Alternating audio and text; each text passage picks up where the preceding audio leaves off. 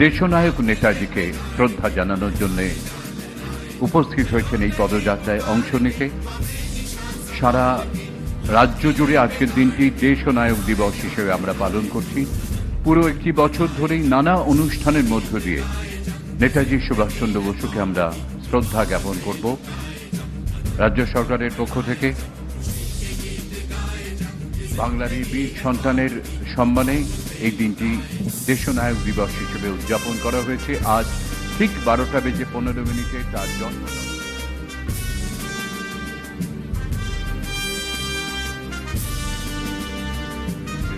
আমরা শুরু করেছি, সকলে আমরা উদ্গ্রীব হয়ে রয়েছি মাননীয় মুখ্যমন্ত্রীর কথা শোনবার জন্য।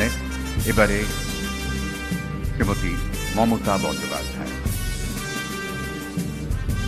উপস্থিত আছে পশ্চিমবঙ্গ সরকারের information and cultural secretary Shantanu এবং সাথে আমার finance secretary Manoj Pant, home secretary দ্বিবেদী।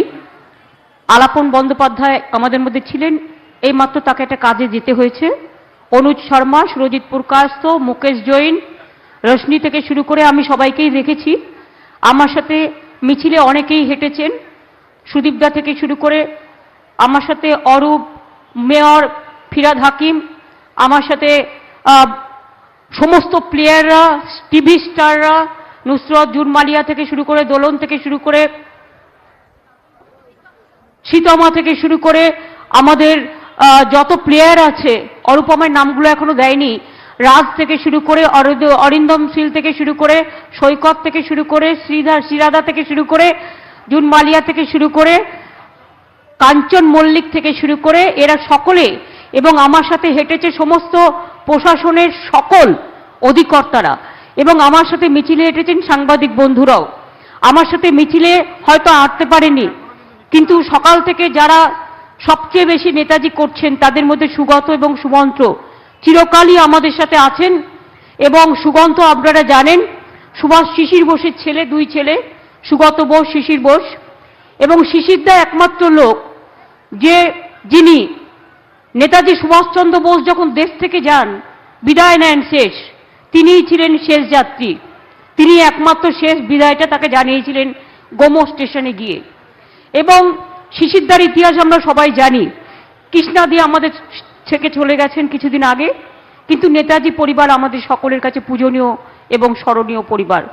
আজকে আমার সাথে হেঁটেছেন অগণিত মানুষ, আমার মা ভাই বোনেরা, আমার ডিজাস্টার থেকে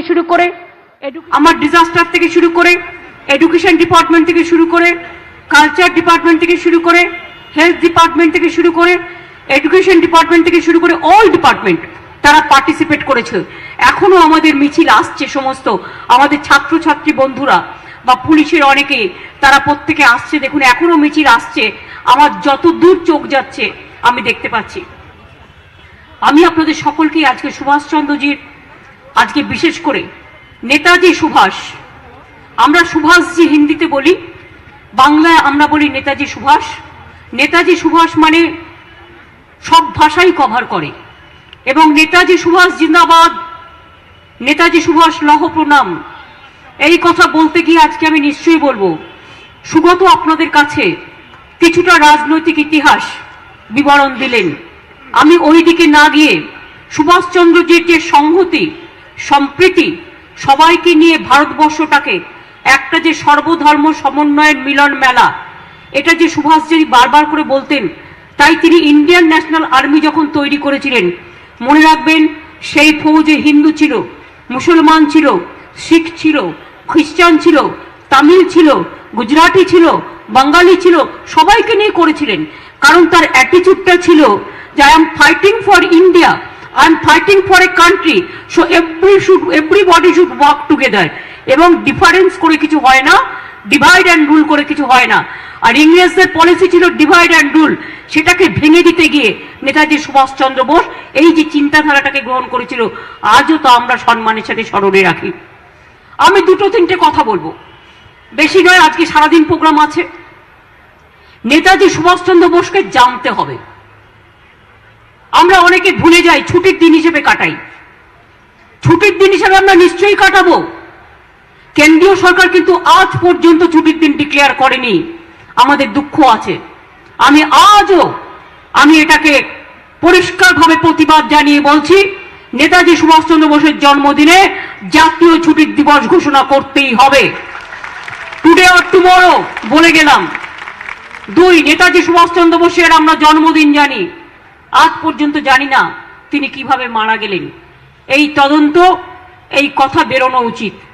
3 নম্বর, আমি যেটা মনে করি, বাংলা যদি দেখেন, কলকাতা যদি দেখেন, বাংলার ঐতিহাসিক পয়েন্ট দিয়ে 1, 2, 3টে পয়েন্টে যান। এক হচ্ছে 1757 সাল পলাশির যুদ্ধে ভারতবর্ষের স্বাধীনতা সূর্য অস্তমিত হয়েছিল। এবং মনে রাখবেন, আবার 1857 সালে যখন ভারতবর্ষের, অনেকে বলেন প্রথম স্বাধীনতা সংগ্রাম, সেটাও শুরু হয়েছিল ব্যারাকপুর থেকে, মঙ্গল পাণ্ডের লড়াই থেকে। মনে রাখবেন, নেতাজি সুভাষচন্দ্র বোসের যে লড়াই, সেই লড়াইটাও দেশকে মুক্ত করার জন্য, স্বাধীন করবার জন্য। এবং নেতাজি সুভাষচন্দ্র বোসের লড়াইকে ভয় পেয়েছিলেন বলেই নেতাজি সুভাষচন্দ্র বোসকে সরিয়ে দেওয়া হয়েছিল, এটা আমাদের বিশ্বাস। আমি এখনো মনে করি নেতাজি সুভাষচন্দ্র বোস একটা ইতিহাস, তিনি একটা বিস্ময়। তিনি শুধু একজন বীর যোদ্ধা ছিলেন তাই নয়, তিনি আন্দামানে গিয়ে ভারতবর্ষ স্বাধীন হবার আগে শহীদ দ্বীপ এবং স্বরাজদ্বীপ স্বাধীনতার বাঁচার ন্যাশনাল ফ্ল্যাগ তুলে তিনি করে এসেছিলেন। তিনি ইন্ডিয়ান ন্যাশনাল আর্মিকে দিয়ে, আজাদ হিন্দ ফৌজকে দিয়ে তিনি ইন্ডিয়ান ন্যাশনাল আর্মি প্রথম গঠন করেছিলেন। কে করেছিলেন? অন্য কেউ নয়, নেতাজি সুভাষচন্দ্র বসু। মনে রাখবেন, যে আর্মিকে নিয়ে আমরা গর্ববোধ করি। 2, আজাদ হিন্দ ফৌজ কে গঠন করেছিলেন? নেতাজি সুভাষচন্দ্র বোস। 3, ভারতবর্ষের প্ল্যানিং কমিশন কে তৈরি করেছিলেন? নেতাজি সুভাষচন্দ্র বোস। জয় হিন্দ কার স্লোগান? নেতাজি সুভাষচন্দ্র বোস। আজকে আমরা দেখলাম ক্ষমতায় এসে প্ল্যানিং কমিশনটা আমাদের হারিয়ে গেল। ভারতবর্ষের প্ল্যানিং কমিশন তুলে দেওয়া হলো, তুলে দিয়ে একটা নীতি আয়োগ তৈরি করা হলো। নীতি আয়োগ তৈরি হতেই পারত প্ল্যানিং কমিশনটাকে রেখে। আমার এখনো মনে আছে, আমি প্ল্যানিং কমিশনের মিটিংয়ে যেতাম সব অফিসারদের নিয়ে, আর আমরা আমাদের রাজ্যে কি দরকার, কোনটা প্রয়োজন নয়, ডিটেলস আলোচনা করতাম। আজকে কেন্দ্র রাজ্যের সাথে এভাবে কথা বলে না, কথা বলার জায়গা নেই। ফেডারেল সেটআপ টোটালটাই প্রায় ডিস্ট্রয় হয়ে গেছে, কোনো কথা বলার জায়গা নেই আজকে। আমরা মনে করি তাই ন্যাশনাল প্ল্যানিং কমিশন আবার ফিরিয়ে দিতে হবে। এটা নেতাজি সুভাষচন্দ্র বোসের রক্তে গাথা, মর্মে গাথা, বীর গাথা কাহিনী, এই কাহিনীকে ভুলিয়ে দিলে চলবে না।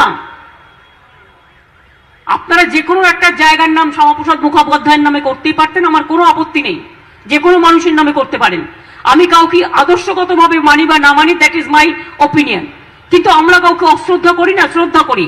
এবার আপনারা বলুন, কেন নেতাজি সুভাষচন্দ্র বোসের নামে তার নামটা উঠিয়ে দেওয়া হবে? কিসের জন্য? নেতাজি সুভাষচন্দ্র বোস ইন্টারন্যাশনাল এয়ারপোর্ট আমি করিয়েছিলাম রাজীব গান্ধীকে দিয়ে, যখন উনি প্রধানমন্ত্রী ছিলেন। এটা আমি করিয়েছিলাম, এটা মাথায় রাখবেন। তাই আমরা সিদ্ধান্ত নিয়েছি, আমরা আজাদ হিন্দ বাহিনী মনুমেন্ট তৈরি করব, বাংলা দেখিয়ে দেব কি করে করা যায়। আজকে আপনারা তো করছেন, 14,000 কোটি টাকা দিয়ে সংসদ তৈরি করছেন নতুন করে, প্রয়োজন ছিল না এক্ষুনি। আপনারা হাজার হাজার কোটি টাকা দিয়ে প্লেন কিনছেন, প্রয়োজন ছিল না এক্ষুনি। কিন্তু একবারও তো বললেন না একটা আজাদ হিন্দ ফৌজ, একটা ময়দান, একটা মনুমেন্ট হওয়া উচিত। আমি তো আজকে বলবো, কলকাতা একদিন ভারতবর্ষের রাজধানী ছিল। যে কলকাতা একদিন, মনে রাখবেন, কলকাতা থেকে ভারতবর্ষ ইংরেজরা চালাতো। এমনি কলকাতাকে সিলেক্ট করা হয়েছিল। তেমনি যদি তাই হয়, তাহলে আজকে ভারতবর্ষের একটা রাজধানী কলকাতা কেন হবে না? আমি তো মনে করি ভারতবর্ষের একটা রাজধানী কলকাতা হতে হবে। তার কারণ কি আমি বলে দিচ্ছি আপনাদের। তার কারণ হচ্ছে আমাদের স্বাধীনতা সংগ্রাম। স্বাধীনতা সংগ্রামের জন্মদাতা কে ছিল? বাংলা, বিহার, এই সমস্ত জায়গাগুলো। গান্ধীজি কোথায় এসে আন্দোলন করতেন? বেলেঘাটার গান্ধী ভবনে।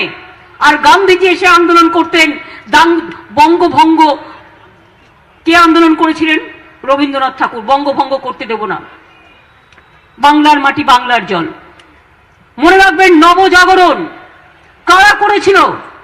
সংস্কার কারা করেছিল? সামাজিক সংস্কার ভারতবর্ষে বিধবা বিবাহ চালু থেকে শুরু করে বাল্য বিবাহ রোধ থেকে শুরু করে, সতী প্রথা নিবারণ থেকে শুরু করে, নবজাগরণ থেকে শুরু করে